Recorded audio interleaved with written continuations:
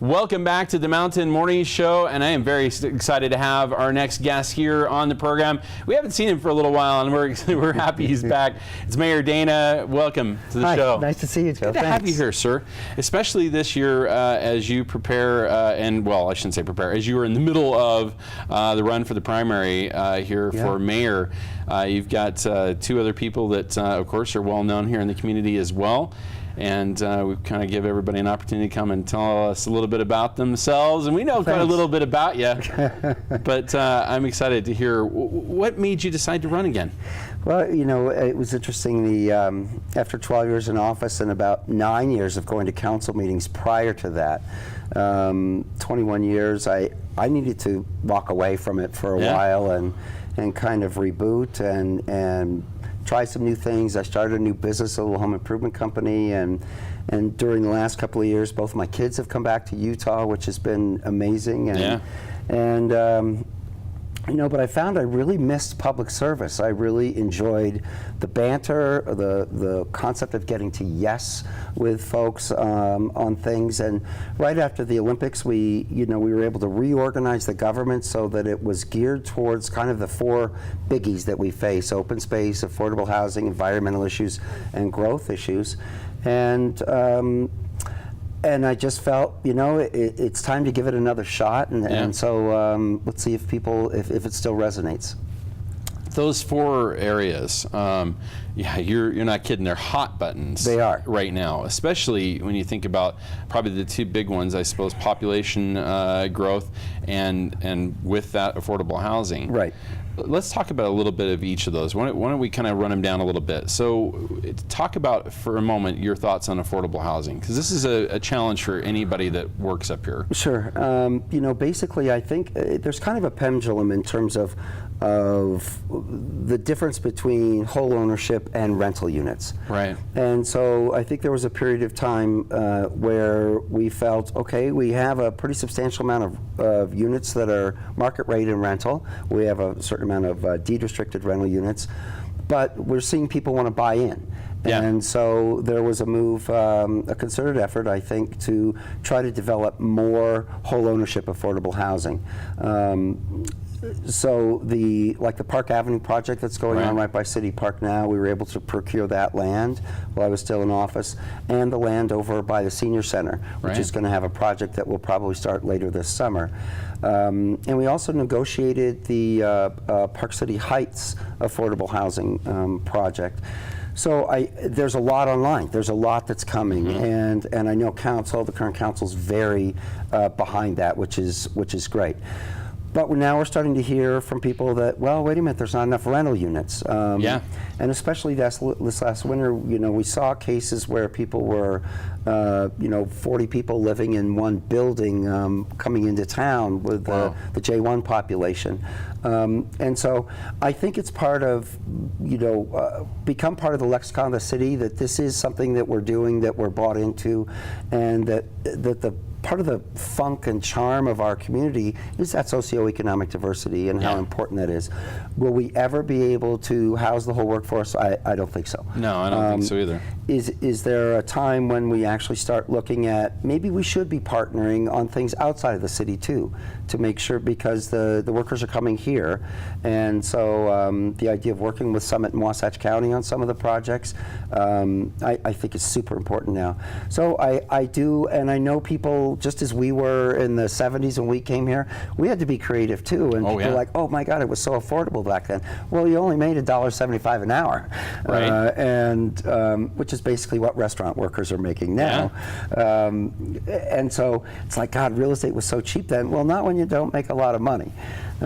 So I do think that there's not a fight here or an argument with the direction of the city in this. I'm really supportive of it. A real close friend of mine who now owns a restaurant, a very popular one that you'll all know, if I were to mention it, but I remember when he moved here, and it was years and years ago, as we were talking about, when it was expensive then. I need to remember about inflation. My son explained this to me the other day, my 10-year-old. But the truth is, I remember him moving in with my family, the Hiltons, that owned the little inn out in Heber. Right. And he crashed there for very little, and that's what he had to find. That's what he could do to be here. And he did it long enough to get himself established and get going and get some other options. And that is, as you said, sometimes what it's going to take. Sure. It's going to take some perseverance. I've lived in Prospector for almost 27 years now, and you still see a half a dozen people rent houses, and so some of these things haven't really changed. It's the scale is different, and it's a little harder to do.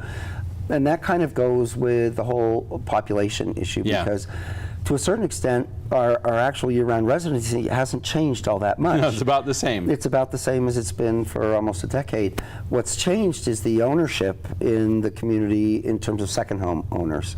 So when I first took office in 2002, about 30% of our community was owned by people who don't live here. That's now up well over 70%. So there is a big paradigm shift there. And so the whole concept of trying to, how do we maintain this sense of community, I think is one of the reasons that I want to run and add that, just another voice. Wow.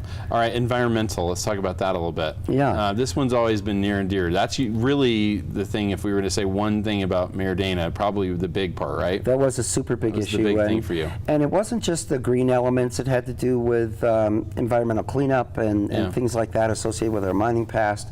I had this idea that was able to take to our city manager and the council back right after the Olympics.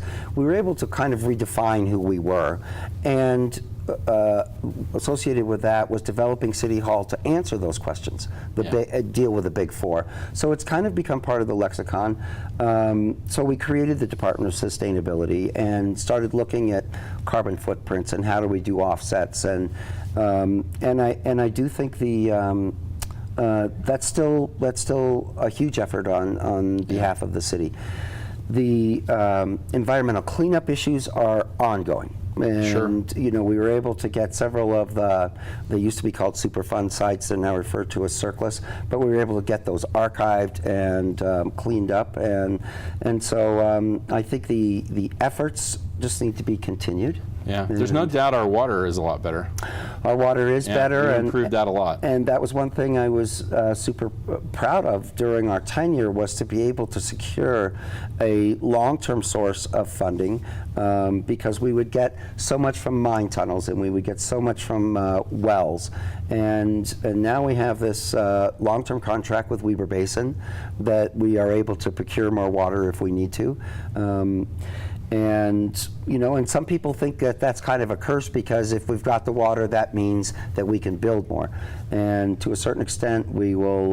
Water will always flow towards money. And this is true. And the interesting thing is that as we face a lot of these things, I think there's certain criteria that we believe in as a community that we've got to be careful of losing. Yeah. And so we're starting to hear comments about, well, if we want more affordable housing, we have to go up. We have to add more stories. And I'm not sure that I think that could fundamentally change the characteristics of who we are if we're getting rid of certain things that have been super important to us. Yeah, I'm a big proponent of height restrictions. I think that's super important. I've seen what happens when you don't have them. You go to Breck for just, you go to Breckenridge even for 5 minutes, you're going to get a real good idea of what that could look like, which means you get you would be parking at Kimball, riding in on a bus, and you can't see the mountain for the buildings until you get on the other side of them, and that means that really the people that are making the money off those views is not the public. Years ago when American Ski Company first came here and they started designing the canyons, they actually contacted a citizens group that I was in called the Citizens Allied for Responsible Growth, or CARG, which the development community referred to as CAVE, the Citizens Against Virtually Everything. and they brought us in and said, do you want a seat at the table? And we were like, yeah. And so, when the Grand Summit came out, we were concerned about the height, but in terms of where its location was, where they put it at the toe of a mountain, it was not as impactful as if it was being put in Bonanza Park. Yeah. Or right in the middle of downtown, or where Treasure Hill's going to go someday. So I think that there are places for those type of things. As a tourism community, the idea of being able to house 30,000 people and jump from 8,000 to 40,000 in the matter of a couple of days, we have to be geared up for those things, and so I think that the whole concept of smart planning, but sticking to certain fundamental things that historically we've backed is important. All right, so we got three. We talked environmental, we talked population, and of course our housing. And our fourth? I think the fourth was open space. Open space, yeah. And I certainly remember when we were trying to get enabling legislation from the state of Utah, and the Speaker of the House at that time said, I will never give in to these communist plots to take development rights off of property. And as it turned out, the guy who said that was a neighbor of mine in Hoytsville when I was farming. And so we were able to kind of go back and work with them and not use open space and use the term range preservation and preserving family farms. Yeah. Which the words were different, but the concept was the same. And suddenly it makes sense. And suddenly it made sense. Oh, yeah, because when my dad passed away, we had to sell off 40% of the farm to pay the capital gains. To keep it, yeah. So the whole concept of creating conservation easements where land has to be appraised at agricultural value rather than highest and best use. Because highest and best use is... Oh, yeah, it's open to a very wide interpretation. Correct. And so, we've done an amazing job, in my opinion, in terms of creating this moat.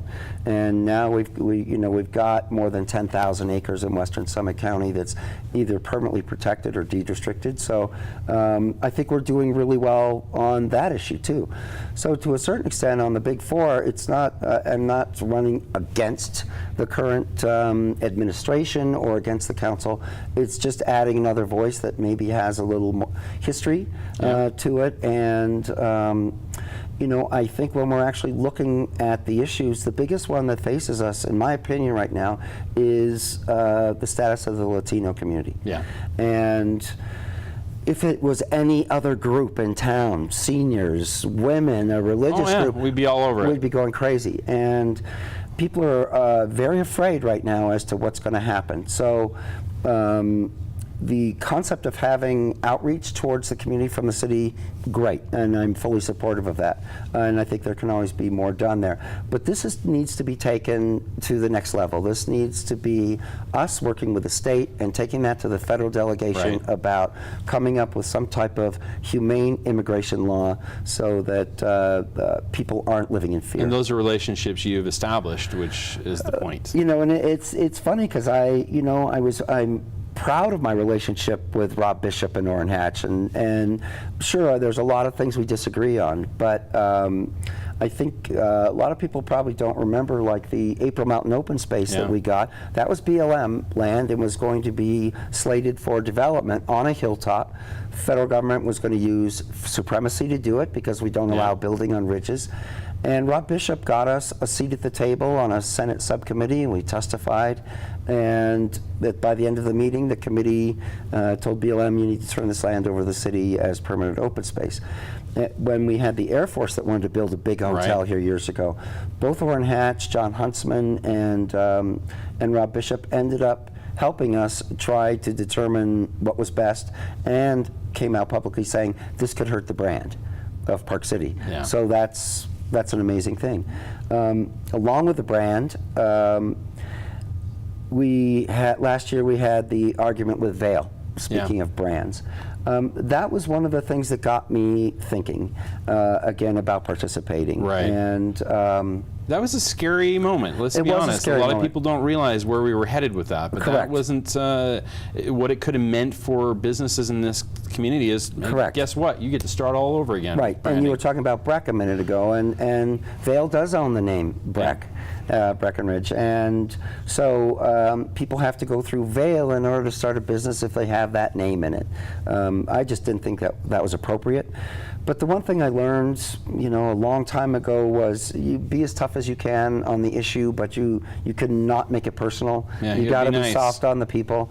And so even though we went through that battle, we had close to 8,000 signatures on a petition, 700 letters. I never disparaged the people. And so we've met every couple of months. We get together, have a beer, we kind of talk about things, and everything that I've brought up to them, they said we're completely willing to work on.